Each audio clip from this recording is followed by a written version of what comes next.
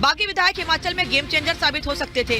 कांग्रेस हो या बीजेपी, दोनों के लिए ये नंबर बड़ा मायने रखता था। लिहाजा कांग्रेस ने पहले गेम का ब्लूप्रिंट बनाया, फिर तैयारी के साथ मैदान में आए।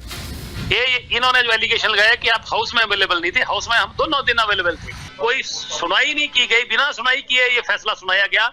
मुझे लग रहा है कि स्पीकर साहब के ऊपर बहुत बड़ा दबाव था और दबाव के कारण ही फैसला लिया गया। मुख्यमंत्री का और कांग्रेस हाईकमान का दबाव स्पीकर साहब पर रहा होगा कि भाई आप इनको जो है, ताकि एक दबाव की एक राजनीति जो है हो सके। माननीय हाईकमान, माननीय स्पीकर का फैसला है और अभी हम सबसे बात करेंगे, जो भी हमारे ऑब्जर्वर्स हैं उनसे बात करेंगे और फिर जिस तरीके की स्थिति वहां से निकल कर आती है उसके बाद फिर आगे की जो है चीजों पे चर्चा की जाएगी। ब्रेकफास्ट को लेकर आज सारे एमएलए पहुंचे थे, आप नहीं पहुंचे थे। आखिरी सवाल सर बस। नहीं, मैं ब्रेकफास्ट कम ही करता हूँ, सुबह से गया। आज किया कि नहीं किया? कर लिया है। पहाड़ पर छिड़े सियासी संग्राम में फिलहाल कांग्रेस को राहत मिल गई है, लेकिन लड़ाई अभी बाकी है, क्योंकि कलह अंदर है और खतरे में सुक्खू की कुर्सी है, जिसे लेकर सस्पेंस बरकरार है। Bureau report, Republic Bharat. सियासी हलचल बढ़ती जा रही है। इसी सियासी संग्राम के बीच प्रदेश में कांग्रेस सत्ता बचाने में कामयाब हो गई है।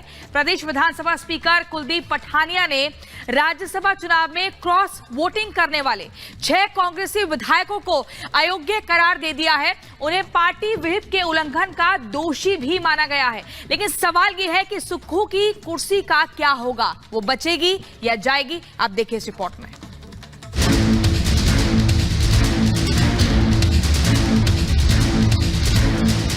मैं ये कहना चाहूँगा कि मैंने उनको अयोग्य घोषित कर दिया है। अब वो इस माननीय सदन के सदस्य नहीं रहे।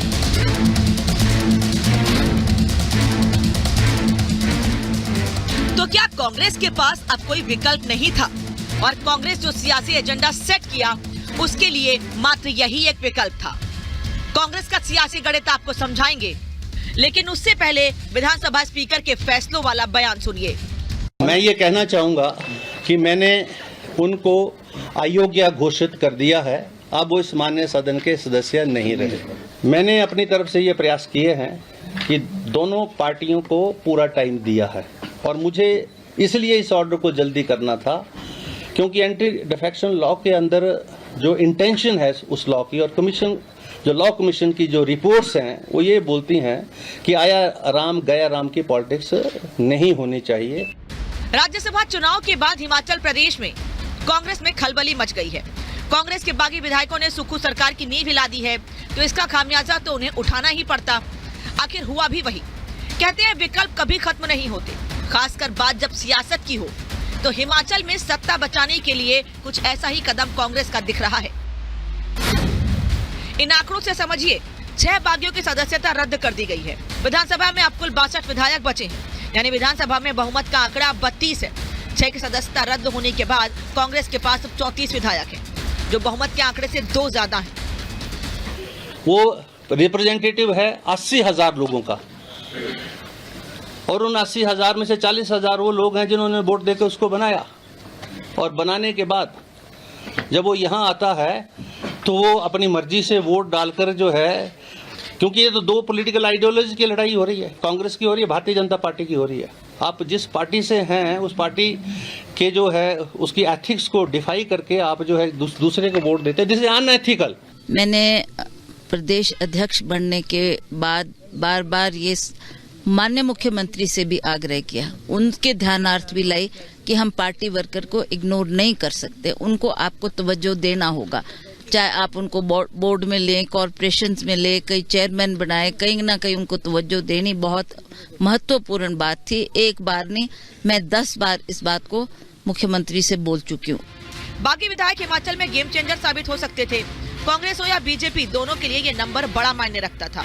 लिहाजा कांग्रेस ने पहले गेम का ब्लूप्रिंट बनाया, फिर तैयारी के साथ मैदान में आए।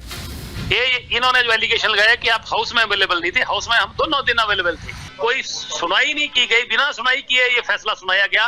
मुझे लग रहा है कि स्पीकर साहब के ऊपर बहुत बड़ा दबाव था और दबाव के कारण ही फैसला लिया गया। मुख्यमंत्री का और कांग्रेस हाईकमान का दबाव स्पीकर साहब पर रहा होगा कि भाई आप इनको जो है, ताकि एक दबाव की एक राजनीति जो है हो सके। माननीय हाईकमान, माननीय स्पीकर का फैसला है और अभी हम सबसे बात करेंगे, जो भी हमारे ऑब्जर्वर्स हैं उनसे बात करेंगे और फिर जिस तरीके की स्थिति वहाँ से निकल कर आती है उसके बाद फिर आगे की जो है चीज़ों पे चर्चा की जाएगी। ब्रेकफास्ट को लेकर आज सारे एमएलए पहुंचे थे, आप नहीं पहुंचे थे, आखिरी सवाल सर बस। नहीं, मैं ब्रेकफास्ट कम ही करता हूँ, सुबह से गया आज किया कि नहीं किया? कर लिया है। पहाड़ पर छिड़े सियासी संग्राम में फिलहाल कांग्रेस को राहत मिल गई है, लेकिन लड़ाई अभी बाकी है क्योंकि कलह अंदर है और खतरे में सुक्खू की कुर्सी है, जिसे लेकर सस्पेंस बरकरार है। Bureau report, Republic Bharat.